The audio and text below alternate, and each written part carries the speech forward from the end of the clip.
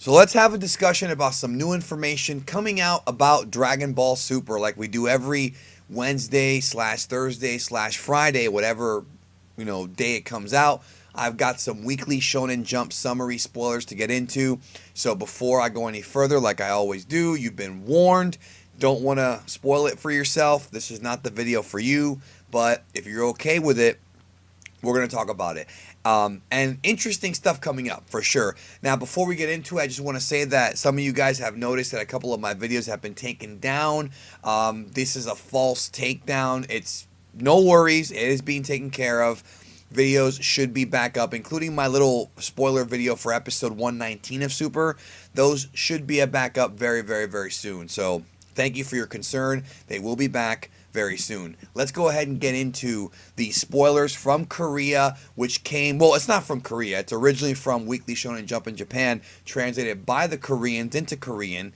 And of course, from there, Ken Zyro and some other translators have taken care of it for us. So this is the original Korean, and here's the translation. We're talking about Super Episode 116, okay?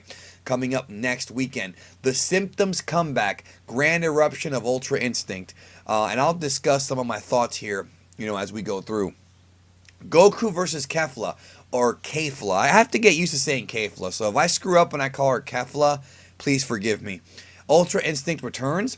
Despite being in Super Saiyan Blue form, Goku is pushed back by Kefla.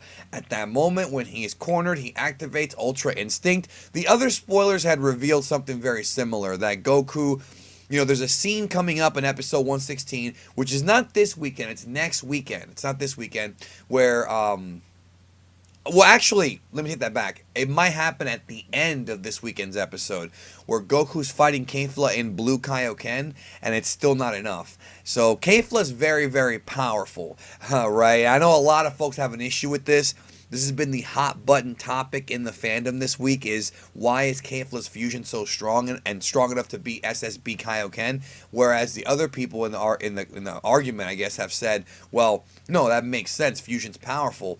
It should win. Why is Goku being able to stand up a chance against it? So there's two different opinions here, and I respect both of them. I'm gonna really think about it before I cover it in a video, but I want to watch the episode first to see how it plays out. And then I might do a video like going into more detail about my thoughts. But nonetheless, no matter what your thoughts are, it appears like SS Blue Kaioken's not enough. That's what we had heard from all the other spoilers against Kefla. And the episode's supposedly going to end with Goku, it looks like he's back down to his base. Like, it's going to look like he's back to his base form, but they're going to, like, show his eyes being silver. So it's like, ooh, he's back in Ultra Instinct. And down here, this week, Jiren, interested in the power-up. Goku succeeded to make a comeback using Ultra Instinct, and then Jiren, the strongest warrior, becomes interested in fighting a powered-up Goku. So that is a bombshell to me, and I'll tell you why. You would think, okay, well, that's obvious. Jiren wants to fight Goku again because, he said before that he feels like the only threats to him were Goku and Hit. That's what he had said previously. And his fight with Goku, even though he defeated Goku, he still was very intrigued at Saiyans and Goku and how he was able to tap into that Ultra Instinct power. Well, the reason why I find this so interesting is, first of all, the idea of Goku awakening into Ultra Instinct and Jiren also awakening into Ultra Instinct in the same, or not into Ultra Instinct, awakening and seeing that Goku's back in that form. I think that's interesting. I think that tells me that, of course, they are rebuilding to that fight. But the thing is that one of the things I was critical about, which I'm still not 100% happy about, to be honest, is the fact that Jiren, I don't understand why he just doesn't go around throwing dudes out. Like, I don't understand why he didn't just throw Goku out. Like, he's so much stronger than Goku without Ultra Instinct, right? So why didn't Jiren just grab him and just throw him out and eliminate him? It never made sense to me. It could be that he knows that Goku might tap into Ultra Instinct again and he wants to challenge himself. Because remember, Dragon Ball is a very macho show, and these characters love to go in there and challenge themselves and challenge the opponents, no matter who they are. Not necessarily just Goku and Vegeta. A lot of these fighters want to challenge other people for their own self-pride. I mean, you even go back to DBZ, look at characters like Cooler, who again, it's a movie character, but that's a good example right there of a guy who wasn't really trying to just get revenge for his brother. He wanted to test himself against the Super Saiyan. I always thought that was interesting, with that character. And there's others too. I'm just using that as an example.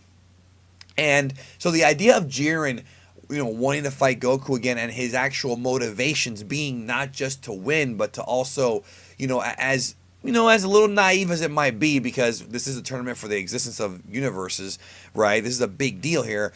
I feel like the character of Jiren might want to challenge himself against Ultra Instinct, because maybe he might think that, that might give him some fun. He might have fun fighting, just like Goku has and Kefla and them. So it makes sense to me if they go that route, but it is still kind of a little bit of a common thing in Dragon Ball. A plot device has been used too many times, I think, but nonetheless still interesting.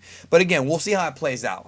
Whenever I cover these in magazine scans and leaks and things like that, I always want to see how it plays out in the anime, because sometimes things get lost in translation. Sometimes it doesn't give everything away at all in these spoilers. You don't get everything, so who knows what's actually going to be said in the episode, what Whis will say, what Jiren will say if he speaks, Beerus, the Grand Priest. There's always dialogue and things that happen in the episode that are not revealed in the scans that give away more. So we have to always remember that. Don't forget that watching the episode is still going to give you more than just reading the spoilers. Spoilers is not going to give you everything, which is, always a good thing. So anyways, thank you. Let me know your thoughts down below on Jiren's motivation. I want to know what you think about Goku unlocking Ultra Instinct again. It appears like he's doing it mostly when he's pushed against the limits. Whenever he is, I suppose, in trouble of dying or in danger of being hurt. But again, let's wait and see how it plays out in the episode, because we don't know for sure. But let me know your thoughts on that, and let me know your thoughts on Jiren's motivation. Like I said, do you think that that's why he hasn't eliminated Goku yet? Why hasn't he thrown Goku out of the stadium? Why hasn't he done it? Is it because he wants to fight him again, or is there another reason? Let me know. I trust the Geekdom 101 audience a lot, because you guys are pretty damn smart, and it means a lot to me to read your comments. So thank you. Hope you have a great day, and I'll see you guys later.